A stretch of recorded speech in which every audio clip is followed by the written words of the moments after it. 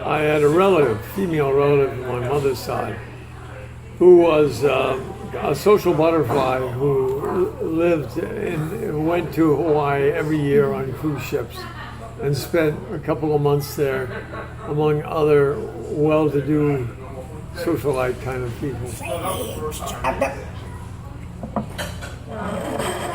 So I wonder how she's doing. She was okay.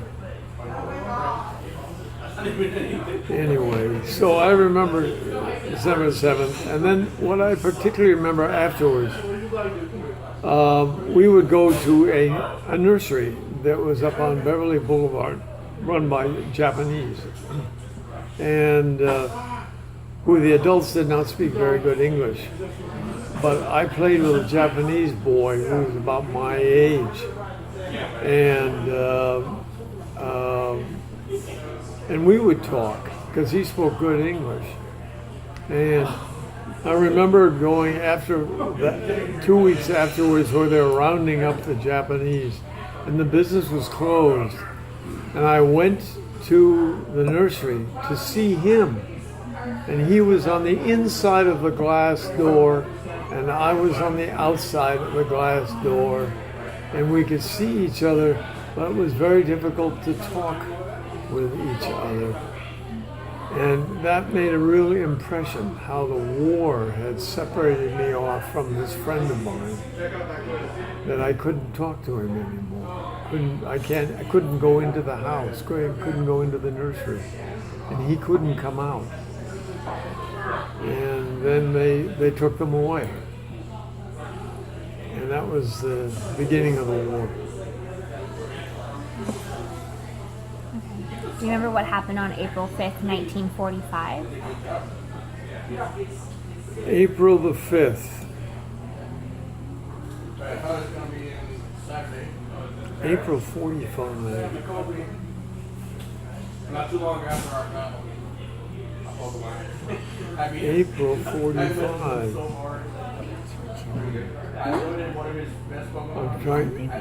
I'm trying to remember it. April of 45.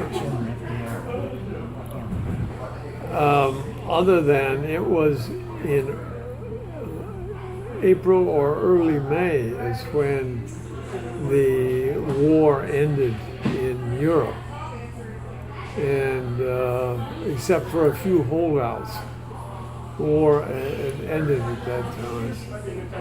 And Berlin fell, and Admiral Dönitz was the head of the new German government for a few days before he, of course, was arrested and detained. So that I remember that. I was very concerned because my brother was a combat soldier in Patton's army, in the infantry in front of the tanks. And his unit had taken heavy losses.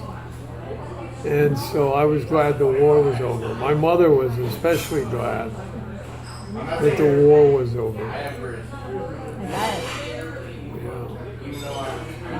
To get away from the less serious, have you met anyone famous? Oh, lots of people. Some of your favorites? Oh, God, I don't know. There were clients of my father, so I met movie stars and millionaires and I don't know. What, you want the names of movie producers? Just name a few. Let's see.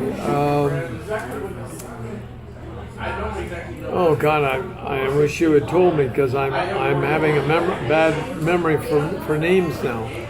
I can tell you who they were and what they did. I knew the producer and the directors of the Humphrey Bogart movie, 1941, with Ingrid Bergman. Putting her on the spot. Oh, it was the one that took place in Casablanca. maybe it was called Casablanca. And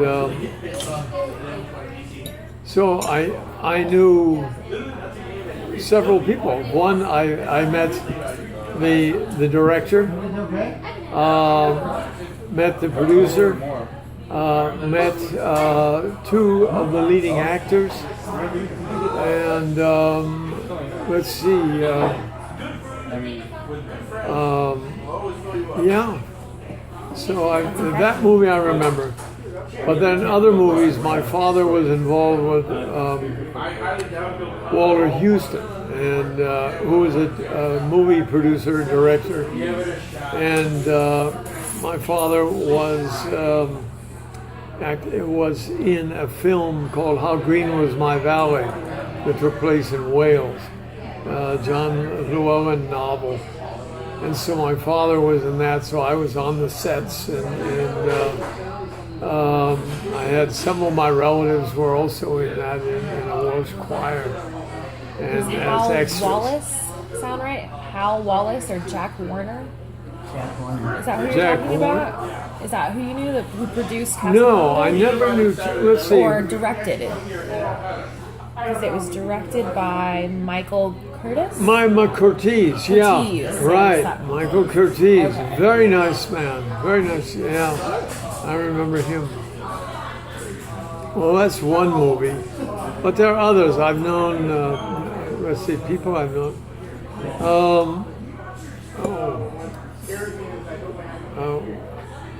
Katharine Hepburn's lover. What was that? His, Oh God, I'm so bad on names and thinking of things too. I'm on it. Oh goodness. Humphrey Bogart. No. Bogart was with Lord. No, this was, what's his name? The guy who was a very fine actor. Well, his wife was a client of my father's. Ludlow Smith? No. Ludlow Smith. That's her spouse. Well, his lover, not spouse. No. Oh, lover. Okay. Lover. No, Katharine Hepburn's. They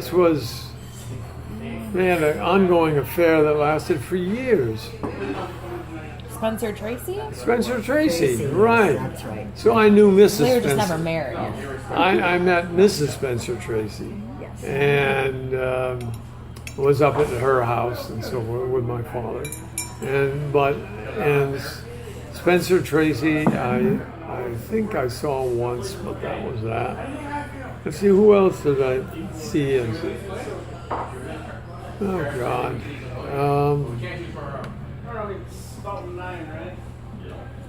I'm trying to think.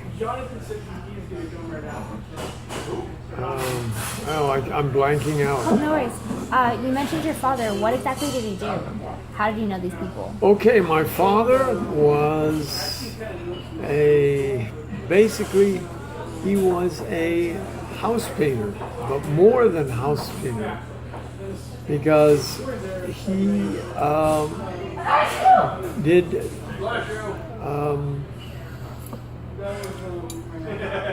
how can I explain it? He painted the houses of our super millionaires, of our most powerful families in Southern California, and did the decorative ceilings and the murals on walls, because he was an artist also, trained Interior house painting. interior, painting the like murals, decorative ceilings of very wealthy people in Santa Barbara or Bel Air or San Marino, That's incredible. and his work was recognized and written up in magazines and architectural magazines, and leading architects in Southern California, several of them were in the architects building in downtown LA, and they asked my father to maintain an office there. Wow. And so he wrote specifications for the architects as to how things were to be done, and then they allowed him to bid on the jobs, and he didn't get all of them, but he got many of them. So he was well known, and he met famous people through that too, of course. Some of his clients were, oh God, the Chandlers, the family that owned the Los Angeles Times, and the Mudd family, and these are very, very wealthy people with big mining interests, and I could go on and on, mentioning names of the very rich, whose houses that he did. But he had been trained in art and at Art Institute in Minneapolis and also in France after World War I. So anyway, enough on that. I'm just gonna shoot a few vocabulary words at you and see if you know what they mean, or if you don't. Do you know what a rumble seat is? Of course. A rumble seat is the back. It's a seat in a coupe or a small convertible, where instead of a trunk, you had a lid that came up, and there were seats there. And so it was called a rumble seat because very often it was right over the gears of the what do you call it, the unit. And so it would have and these were square cut gears in the early days. So they made a noise. And then once they got loose and a lot of wear, it was a very distinctive sound. But I went to school. I used to go home to visit a friend of mine whose mother was a wealthy woman that had her old Chrysler Roadster. And I sat in the back over the rumble seat, and her son sat in the front.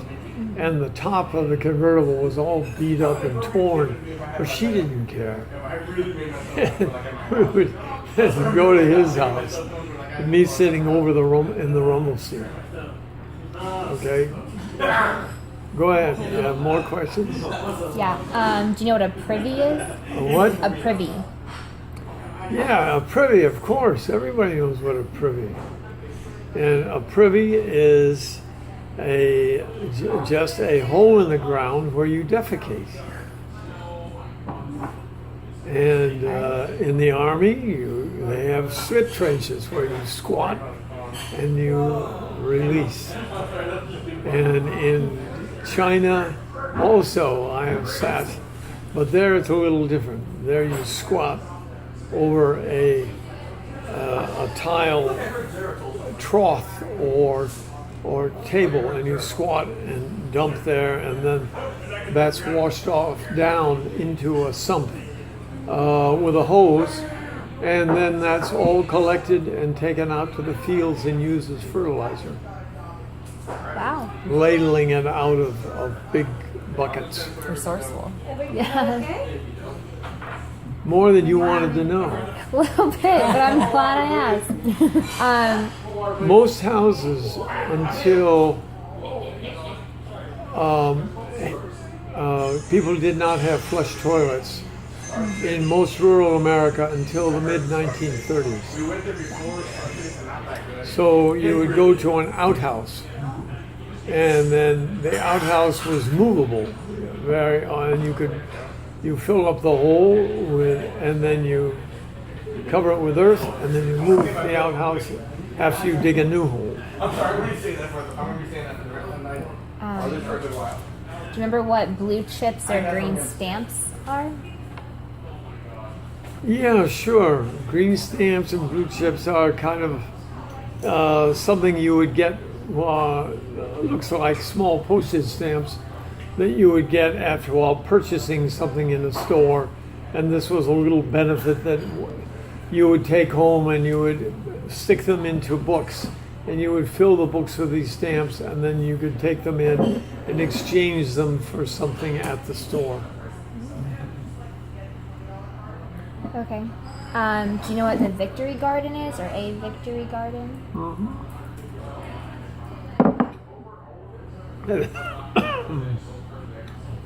A victory garden is just a small plot or large plot of bare ground that's turned into a garden raising vegetables, commonly root crops. I had a victory garden, and I got my crop of radishes out in, I think, 32 days or something.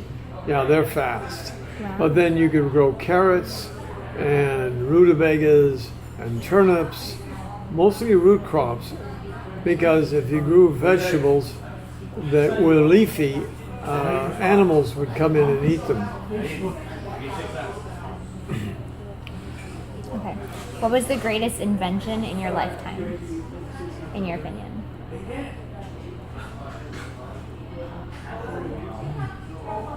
That's a tough question. The greatest in what sense? Any sense you want it to be. It's your interpretation. Greatest invention in my lifetime. So I was born in 32, so it would have to be after 32. So I would say the greatest inventions, I presume, would be rockets going out to outer space. Right, in terms of technology and rapid, incredibly accelerated growth of technology, permitting that in my lifetime. Makes sense. Okay. Do you know what a chamber pot is? Of course. You've never used one, I can tell. A chamber pot is a very nice piece of crockery, about so high, that you can sit on and defecate in. And then that would be collected by a house servant in the morning. And then you would store it under the bed or off to one side. And it would be for urine and feces. And then it would be taken out in the morning by a servant or whatever, and then gotten rid of, yeah, or actually used as fertilizer. You must see a movie called, in Italian, Gatto Pardo, The Leopard, a movie that took place, that was set in Sicily at the time of the sorgimento, of the development of the modern Italian state. And so this was the end of an era where Sicily was ruled over by local aristocracy. And there's a marvelous scene in that movie where the women would excuse themselves and then go into the separate room where there was like 50 of these chamber pots, where these elegant women with their incredibly elegant gowns would go in to squat over their chamber pot. And I thought that movie was marvelous, with this whole series of these things scattered around in this room. I'll have to watch it. You have to go see that movie now. I will, yes. Okay. Well, let's talk about the palm trees. I know we talked about that last time. I know you collect palm trees, or you grow them. I have a garden, a tropical garden. Tropical and subtropical garden. And so the main thing that gives it character are, that is quite pronounced, and you see from a distance, are palm trees. So, but palm trees come in all sizes, from tiny things up to things that grow up to 180 feet tall. I don't have any of the 180 footers because it would take about 300 years to grow them. And I'm not going to be around that long.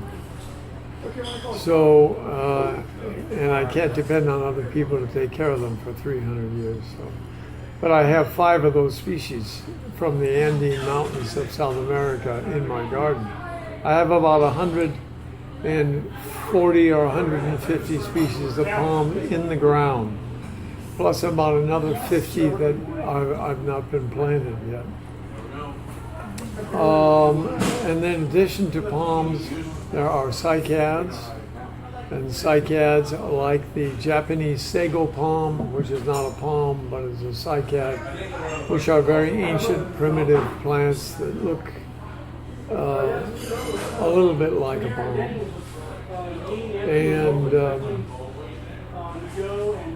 And then aloes and agaves or century plants.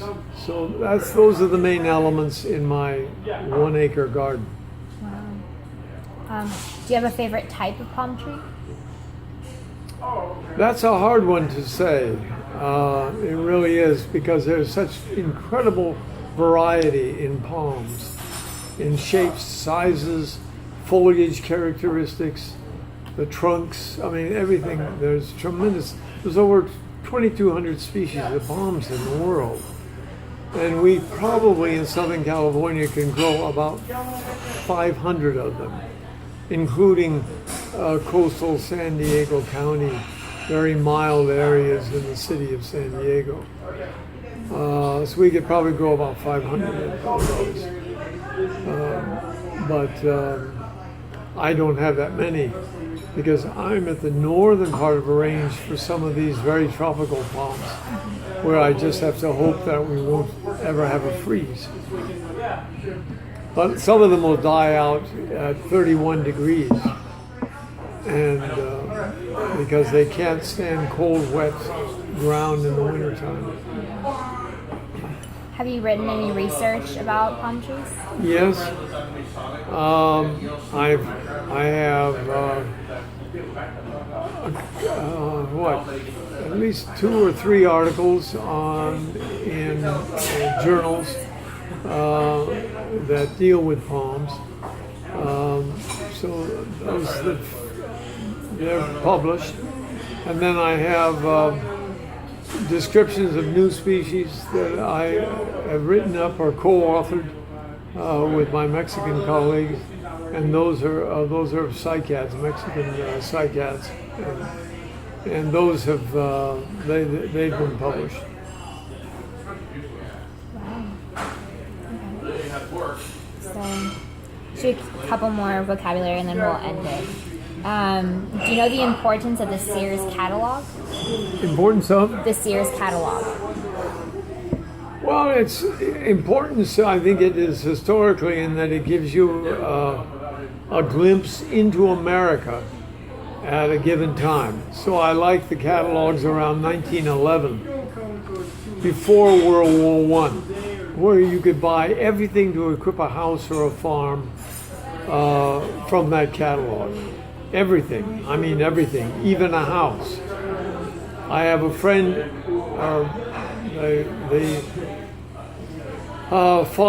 the grandfather of a friend of mine. They are wealthy ship owners in Greece. He bought a Sears Roebuck house and had it shipped to Greece and assembled it there to use as a guest house. Wow. A Sears Roebuck prefab house. That's crazy. Yeah. Not really. He had his own shipping line. That's so cool. Okay. Go on. A skate key. Skate key is a key for when kids had roller skates, and this was to close it around your shoes, so that it would attach to the shoe itself.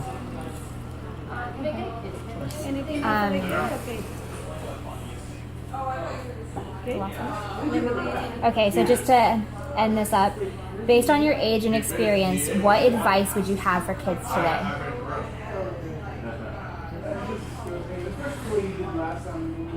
That's a very good question, because we are coming to, I think, a very difficult time in this century.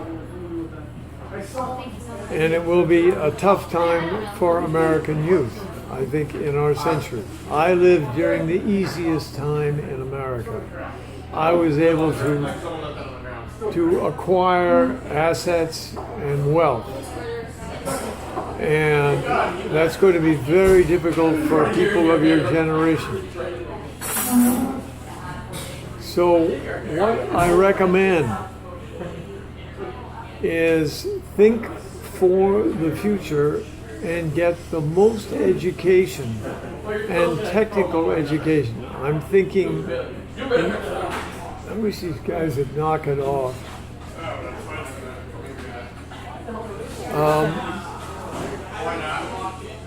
I would say in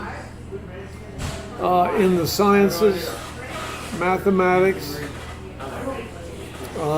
in those areas is the way to go, because they'll always have pretty good salaries. Or also professionally, like in medicine. But salaries in medicine will be coming down just like they will for ordinary lawyers. They'll be coming down. So you have to develop a specialty within those professional fields to get to the incomes which you aspire to now, so that you want to make your $150,000 a year in today's purchasing terms. You're going to have not only your professional degrees, you're going to have additional specialties beyond that. That will give you a good life. And you're fortunate that you're a woman, so things are opening up so that you can achieve that if you've got enough drive. But it takes drive and discipline. And I don't know a lot of kids if they'll have the drive and the discipline to achieve. Unless they've been disciplined in a household like many Chinese have and Japanese have, where the pressure on the children is very intense. And America, too many parents saying, "Oh, my kid is doing great," but the competition isn't very difficult. So anyway, I fear for your generation. So you have to save your money, and then when you make your money, you have to plow it into secure investments and anticipate that there could be major depressions and things like that. So income property that is not over leveraged, not over mortgaged, that will always be good, because people always have to live somewhere. I don't know. I hope I don't sound too pessimistic, but that's how, more or less how I see it.